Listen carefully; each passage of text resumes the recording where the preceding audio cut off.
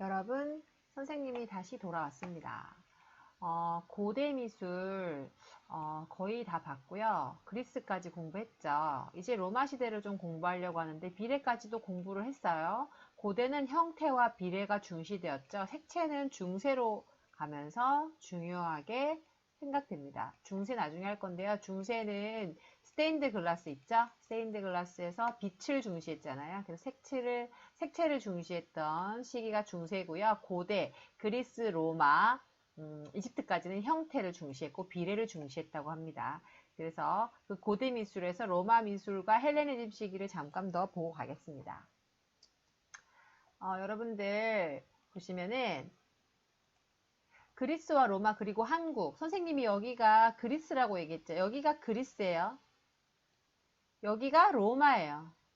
가깝죠? 여기가 어디예요? 이집트예요. 여기가 메소포타미아 문명이 있었던 그 사우디아라비아 이란 쪽이에요. 그리고 요 전체를 알렉산더 대왕이 점령했었죠. 그죠? 그랬고 로마는 그리스와는 별개로 이집트와는 별개로 따로따로 잘 지내고 있었다고 했죠. 맞죠? 그리고 그리스가 이집트를 이렇게 흡수시키고 그 이후에 그리스가 약해지니까 그리스가 약해진 틈을 타서 로마가 그리스와 이집트 전체를 이렇게 흡수시킵니다. 그래서 여러분들 위치 내가 알려주려고 이렇게 사진 갖고 왔고요. 여기 보시면은 선생님이 간략하게 표를 만들어 봤어요. 서양미술사에서 고대에서 중세로 저번 시간에 하다 말았는데 이집트는 약간 인간을 중시하긴 하지만 그래도 신적인 면이 있긴 해요. 약간. 그래서 고대에서 인간을 중시하긴 했지만 신적인 중세와 비슷하다라고 합니다. 고대는 형태를 중시했고 중세는 색채를 통한 상징을 중시했어요. 이집트도 상징을 중시했지만 색채를 중시하진 않았어요. 그래서 선생님이 살짝 이렇게 같이 묶어놨는데 약간 다르죠. 상징을 중시했고 형태를 중시했어서 여기다가 묶어는 놨습니다. 이집트는 그리스에 비해서 감성, 이성 존중, 내세 중시, 파라오, 화가를 기술자로 쳤고요. 미술은 제작적인 비례, 즉 아는 대로 그리고 디자인적으로 아주 단순화시켰죠. 세부적인 생략이 있었습니다. 세부에 대해서는. 피라미드나 벽화가 미술품으로 남아있고요. 법칙은 정면성의 법칙. 여러분들 기억할 거예요. 종합성의 법칙. 그리고 중세와 비슷한 특징이 있습니다. 그리스는 폴리스를 중심으로 여러분들 감성 존중, 현세 중시, 민주주의라는 어떤 기본 정치를 구조를 중심으로 창조자, 미술가는 굉장히 그 위치가 격상했고요. 객관적 비례, 즉 사진적, 보이는 대로 그리는 걸 중요하게 생각했었습니다. 만드는 걸. 신상이 많이 발달됐고요. 황금 비율을 통해서 사람의 모습을 이상화시켰어요. 이게 르네상스로 이어진다고 했습니다. 이거는 기후의 차이에 따라서 많이 바뀌었다고 했죠. 기후의 차이와 통치 구조의 차이, 그죠? 그거에 따라서 미술이 굉장히 다양하게, 각기 다르게 발달한다고 했죠. 그래서 기후에 따라서 혹은 통치 규주에 따라서 이집트는 폐쇄적이고 내세를 중시했고 개방적이고 현세를 중시해서 건물의 모습도 굉장히 개방적인 이런 차이와 폐쇄적인 차이가 있다라고 얘기를 했습니다. 그리고 로마는 아까 말했다시피 그리스에서 조금 더 위에 있는 지역이에요. 이 곳은 왕정, 공화정, 나중에 삼도정, 제정으로 변하는데 처음엔 그리스하고 비슷했어요. 다만 그리스와 이집트의 영향을 나중에 받아서 실용적인 그런 특징을 보입니다. 그리고 왕권이 강력했기 때문에 그 초상 조각이 많이 발달했다고 했죠. 극장, 사람들이 많이 모이는 실용적인 건물이고요. 초상 조각, 왕의 모습을 신상화시킨 초상 조각이 많이 발달해서 왕권을 강화시키려고 했다는 것. 똑같이 로마 또한 여기 현세를 중시했어요. 똑같이 현세를 중시했고요. 그리고 화가가 로마에 들어와서는 기술자이기도 했고요. 미술가이기도 했고요. 과학자로서 굉장히 다양한 역할을 하는 아주 수학적인 사람이 미술가가 돼야 했습니다. 그래서 거의 대부분의 문화는 그리스를 따랐습니다. 로마는 이런 특징이 있고 그리스는 그 이후에 알렉산더 대왕이 300 32년에, 332년에 그 제국을 만들었잖아요. 다 이렇게 흡수시켜서 큰 제국을 만들었는데 그 이후에 한 9년 있다가 323년에 죽죠. 그 다음에 헬레세는 여기에 이집트의 특징이 그대로 왔다 있어요. 그래서 종교를 중시하고 색채를 중시한다는 거. 색채를 중시하는 것만 이집트와 다르죠. 상징성이 있다는 거. 세계 특징 로마네스크, 비잔틴, 고딕 양식이 있는데요. 선생님 이것도 굉장히 나중에 간단하게 지켜보고 갈게요. 로마네스크는 로마처럼 만든다. 로마를 그대로 따왔다. 초기 그래서 중세의 모습이 그대로 로마가 영향을 준 게 느껴지죠. 중세에게. 그래서 로마네스크 양식 굉장히 낮은 건물, 실용적인 건물, 좀 딱딱한 수평적인 건물 이런 식의 그리고 아치를 만들어서 이렇게 튼튼하게 아치 구조가 생겨났고요. 비잔틴 양식은 그 동양의 어떤 건축 양식인데요. 나중에 사실 구체적으로 알려주겠습니다. 약간 이거는 동서양이 복합적으로 나타나기 때문에 사진 보면서 설명해 줄게요. 그리고 고딕은 수직적인 첨탑이 나타나는 특징을 보이고 있습니다. 이때 또한 이집트처럼 미술가의 어떤 지위는 장인이나 공예가에 불과했어요. 왜? 그 사람의 개성을 표현하는 게 아니라 성서에 나와 있는 내용을 굉장히 잘 표현하는 거, 그게 더 중요하게 생각됐기 때문에 보통 이거를 미술품을 만든 사람들은 주로 성직자였어요. 그렇기 때문에 성직자들은 어떨까요? 자기 이름을 내세우는 거를 별로 원하지 않았겠죠? 그래서 예술가의 이름이 지금 남아있는 사람이 별로 없어요. 거의 없다라고 봐야겠죠? 그래서 이런 특징이 있다는 거. 그래서 조금 여러분들이 이 표를 통해서 이해할 수가 있을 것 같아서 조금 도움이 됐으면 좋겠고요. 이건 뭐냐면요. 인상주의까지 미술이 여기서 계속 순환된다는 말이에요. 형태, 여기서 중요했죠. 또 어때요?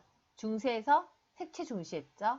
그리고 또 어떻게 해요? 나중에 르네상스 가면 다시 형태를 중시해요.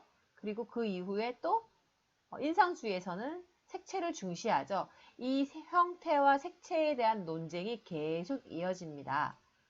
그래서 여러분들 그런 부분을 설명해 놓은 거고요. 그거는 또 다음에 차조로 가면서 설명을 할 수 있을 것 같습니다.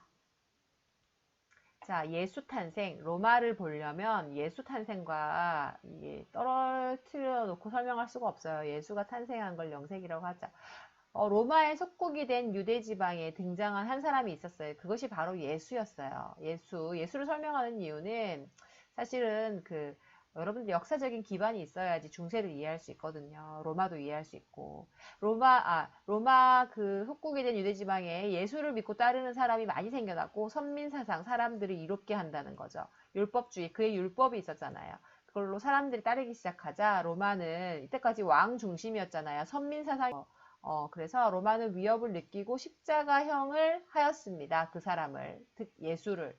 이때 그의 가르침이 전국 전 동네에 다 전파되면서 예수가 그렇게 죽었대. 예수 진짜 기려야 돼. 그 사람 대단한 사람이야. 교회를 세우고 신약 성서가 편찬됩니다. 로마는 원래 다신교 사회였으니 크리스트교들이 유일신을 믿고 황제 숭배를 하는 것을 우상 숭배라고 욕했어요. 즉 예수의 제자들이 너 너무 신을 많이 믿잖아. 신은 이제 예수밖에 없어. 라고 우기고 돌아다니니 이 로마는 너무나도 짜증이 나서 이들을 박해했어요. 그리고 크리스트교도들이 결국엔 이겼어요. 그리고 로마는 공인 종교로 하나의 단일신을 믿는 그런 예수님을 믿는 나라로 변화가 됐습니다. 그래서 일단은 예수님이 이겼죠. 선생님 종교를 믿지는 않지만 그런 역사적인 사실이 있다고 합니다. 자, 로마의 미술은 발전하여서 실용적인 건축을 중심으로 발달했다고 했습니다. 조각도 발달했죠. 그런데 미술품이라고 하는 것은 건축에서 거의 다 나와요. 왜? 로마는 왕국이 아니고 국가를 세웠잖아요. 국가를 세우고 나면 국가의 통치 체계를 만들기 위해서는 사람들이 모이는 곳이 필요하죠. 광장. 그죠? 그리고 그 사람들이 지내고 뭐 예를 들면은 모일 수 있는 곳, 운동장, 콜로세움 이런 거 생겨야겠죠? 이런 식으로 목욕탕, 그리고 극장, 이런 것들을 만들어요. 실용적인 건축물을 중심으로 사람들이 편리하게 살게 해줘야 어떻게 될까요? 왕이 통치 잘하고 있다라고 하는 거예요. 지금 위해서 뭔가를 만들어주잖아요. 이런 식으로 로마도 사람들이 다 모일 수 있는 공간, 어떤 국가의 강력한 통치 체계를 건축을 통해서 일단 세우기 시작한 거예요. 그래서 수로를 건설하죠.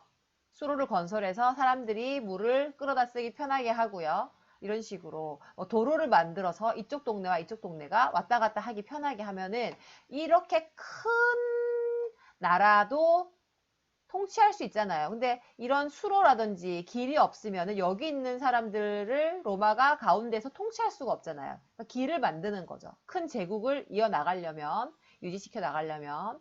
그래서 사람들이 많이 모이니까 법도 생겼고요. 계획도시를 만들고 원형경기장, 개선문, 목욕탕 등 건축을 세웠어요. 이 건축이 미술이라는 거죠. 이후 헬레니즘 시대 알렉산드로 대왕의 원정이 이양하면서 세계의 시민으로 인간 중심 그리스 문화를 더욱 발전시켜 그리스를 중심으로 한 다양한 문화가 연합된 화려한 미술. 그리스하고 로마가 나중에 거의 병합이 되고요. 그래서 헬레니즘 시대가 발생하면서 그거에서 이제 로마도 함께 굉장히 화려한 미술을 발생시켰습니다. 밀로의 비너스, 라오콘, 니케상, 이후 간다라 문화로 이행이 됩니다. 그런 특징이 있고요. 초상조각 볼게요. 초상조각 보시면 여러분들 이거는 그리스 거고요. 이거는 로마 거예요. 초상조각, 이 사람은 철학자예요. 철학자인데 이 사람은 그리스의 신일 거예요. 선생님 정확하게 이름을 봐야 되는데 눈이 침침해서. 그런데 이 사람은 굉장히 주름도 깊고요. 진짜로 이런 사람들이 주변에 있어요. 늙었다는 거. 이건 정말 현실적인 인간이에요. 고뇌를 하고 있는. 하지만 그리스의 신은 어때요? 굉장히 멀끔하죠. 이 사람 나이가 엄청 천 살을 먹었을 텐데 이렇게 멀끔하게 만들어놨죠. 어떤 그리스와 로마의 어떤 그 성격을 이 조각상에서 분명하게 볼 수 있어요. 이상미, 현실미. 다르죠? 이런 거 특징. 그리고 로마의 특징은 판테온 신전처럼 많은 사람들이 신을 만나는 곳을 굉장히 실용적으로 만들었어요. 신도 만나지만 현실적인 아까 말했다시피 목욕탕이라든지 운동장도 만들었죠. 재료가 콘크리트라는 건데 이걸 처음 사용했어요. 석회, 그리고 모래, 모르타르, 화산재. 화산재가 여기서 포인트래요. 화산재를 섞으면 건축물이 가벼우면서도 잘 부스러지지 않는 굉장히 튼튼한 그런 콘크리트 구조가 생긴다고 하네요. 우연히 발견했다고 합니다. 개선문이나 수도교 같은 것들을 이렇게 콘크리트를 만들면서 이런 구조가 생겨난 거죠. 그리스 로마처럼 그냥 이렇게 대리석을 깎아 만든 게 아니라 콘크리트로 지금 집을 만들듯이 거푸집 만들어 놓고 이렇게 바르는 거 있잖아요. 시멘트. 그렇기 때문에 이렇게 폐쇄적이면서도 이 가운데가 뚫려 있는 폐쇄성과 어떤 그 개방성이 같이 연결되는 구조에 굉장히 과학적이면서도 실용적인 건축물이 만들어진 거죠. 그래서 로마의 포인트는 실용성입니다. 아시겠죠? 실용성이고요.